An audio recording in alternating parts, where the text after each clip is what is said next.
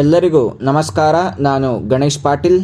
ಸ್ನೇಹಿತರೆ, ಇವತ್ತಿನ ಈ ಕ್ಲಾಸ್ನಲ್ಲಿ ನಾವು ಕೋಡ್ ಆಫ್ ಸಿವಿಲ್ ಪ್ರೊಸೀಜರ್ 1908ನ ಆರ್ಡರ್ 21 ಡಿಸ್ಕಸ್ ಮಾಡೋಣ.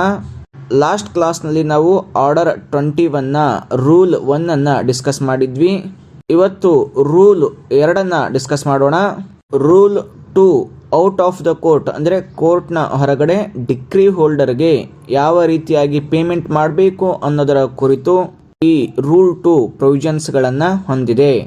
ರೂಲ್ 2ನ ಸಬ್ ರೂಲ್ 1 ಪ್ರಕಾರ ಡಿಕ್ರಿಯ ಪ್ರಕಾರ ಯಾವುದೇ ಒಂದು ಹಣ out of the court hole amount ಅಥವಾ ಹೋಲ್ ಅಮೌಂಟ್ನ ಪಾರ್ಟ್ ಡಿಕ್ರಿ ಹೋಲ್ಡರ್ನ ಸ್ಯಾಟಿಸ್ಫ್ಯಾಕ್ಷನ್ನ ಮೇಲೆ ಪೇ ಮಾಡ್ಬೋದು.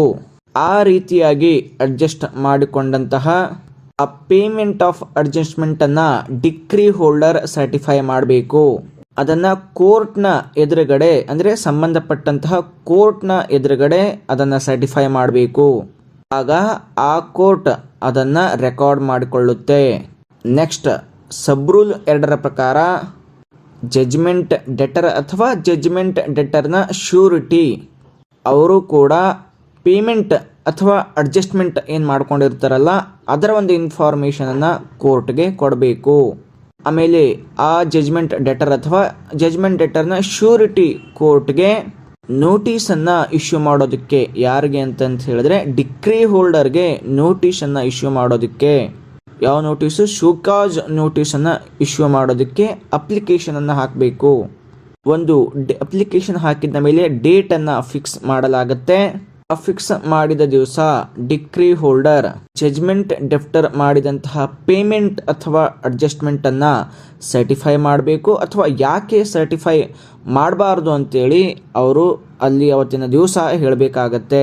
ಒಂದು ವೇಳೆ ನೋಟಿಸ್ ಸರ್ವ್ ಆಗುತ್ತೆ ಆದರೆ ಡಿಕ್ರಿ ಹೋಲ್ಡರ್ ಸರ್ಟಿಫೈ ಮಾಡೋದಕ್ಕೆ ಫೇಲ್ ಆಗ್ತಾನೆ ಅಥವಾ ಶೋಕಾಸ್ ನೋಟಿಸ್ಗೆ ರಿಪ್ಲೈ ಕೊಡೋದಕ್ಕೆ ಫೇಲ್ ಆಗ್ತಾನೆ, ಅಂತಹ ಸಂದರ್ಭದಲ್ಲಿ ಕೋರ್ಟ್ ಆ ಒಂದು ಪೇಮೆಂಟ್ ಅಥವಾ ಅಡ್ಜಸ್ಟ್ಮೆಂಟ್ ಮಾಡಿರೋದನ್ನು ರೆಕಾರ್ಡ್ ಮಾಡಿಕೊಳ್ಳುತ್ತೆ. ನೆಕ್ಸ್ಟ್, ಸಬ್ ರೂಲ್ 2A ಬರುತ್ತೆ. ಈ 2A ಜಜ್ಮೆಂಟ್ ಡೆಟರ್ ಮಾಡಿದಂತಹ ಪೇಮೆಂಟ್ ಅಥವಾ ಅಡ್ಜಸ್ಟ್ಮೆಂಟನ್ನು ಯಾವ ಸಂದರ್ಭಗಳಲ್ಲಿ ರೆಕಾರ್ಡ್ ಮಾಡಿಕೊಳ್ಬೋದು, ಯಾವ ಇನ್ಸ್ಟೆನ್ಸ್ನಲ್ಲಿ ರೆಕಾರ್ಡ್ ಮಾಡಿಕೊಳ್ಬೋದು ಅಂಥೇಳಿ ಇದು ಹೇಳುತ್ತೆ.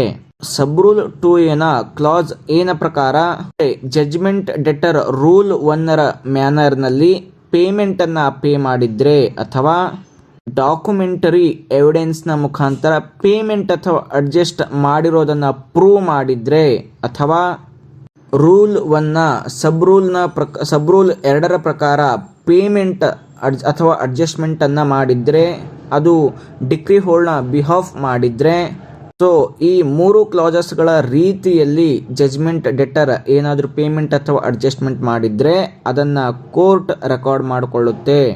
ಈ 3ರಲ್ಲಿ ಯಾವುದೇ ಒಂದು ವಿಧಾನದಲ್ಲಿ ಮಾಡದೆ ಹೋದರೂ ಕೂಡ ಕೋರ್ಟ್ ಅದನ್ನು ರೆಕಾರ್ಡ್ ಮಾಡಿಕೊಳ್ಳೋದಿಲ್ಲ.